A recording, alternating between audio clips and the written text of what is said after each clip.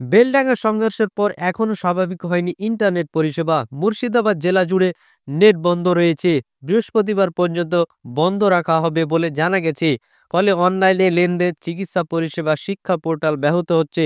তবে এতদিন নেট বন্ধ রাখায় সাধারণ মানুষের মধ্যে প্রবল ক্ষোভ বেড়েছে।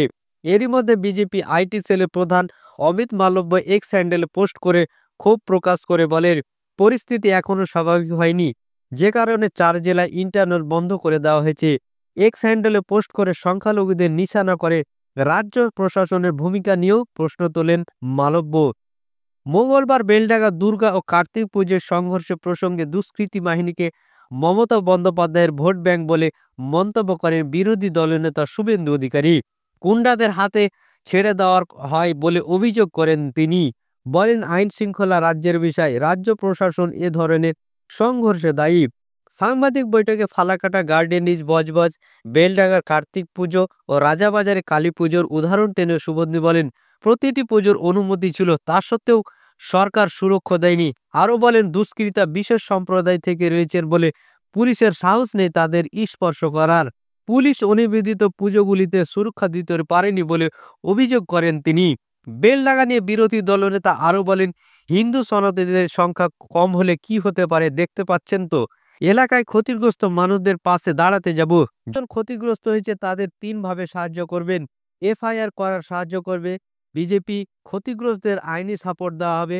দোকান ভাঙচুর হয়েছে, দল বা সনাতনীদের কাছ থেকে অর্থ সংগ্রহ করে আর্থিক ক্ষতিপূরণ দেওয়া হবে। আর যতগুলি মন্দির ভাঙচুর হয়েছে সেগুলি পুনঃসংস্কারের অর্থ দেব। আমাদের 67 জন বিধায়কের বেতন থেকে অর্থ দিয়ে মন্দির সংস্কার করব। প্রসঙ্গত, শনিবারতে বেলডাঙ্গায় 2 গোষ্ঠীর সংঘর্ষ বাধে, যার জেরে একাধিক বাড়িতে ভাঙচুর চালানো হয় বলে অভিযোগ।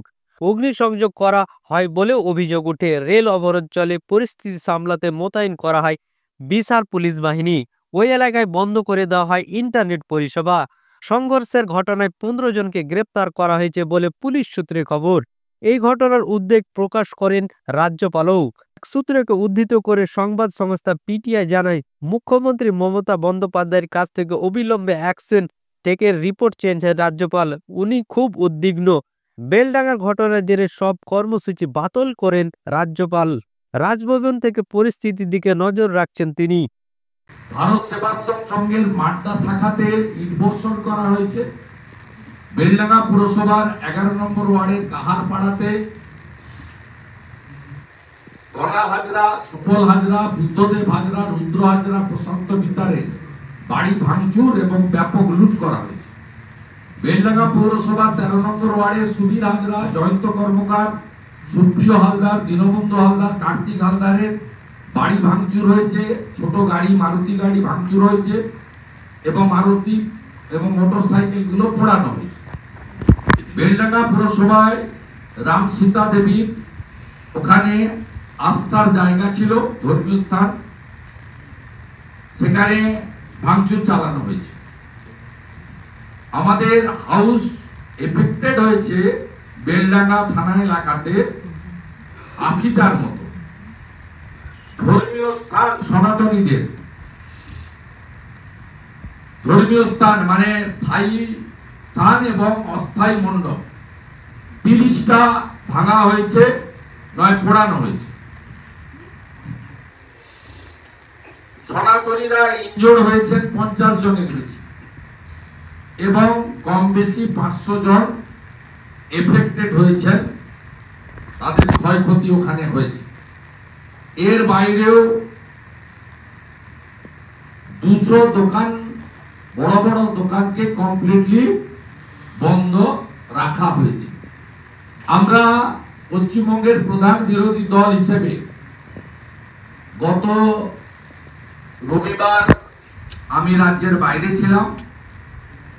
গতকাল সোমবার দিন আমরা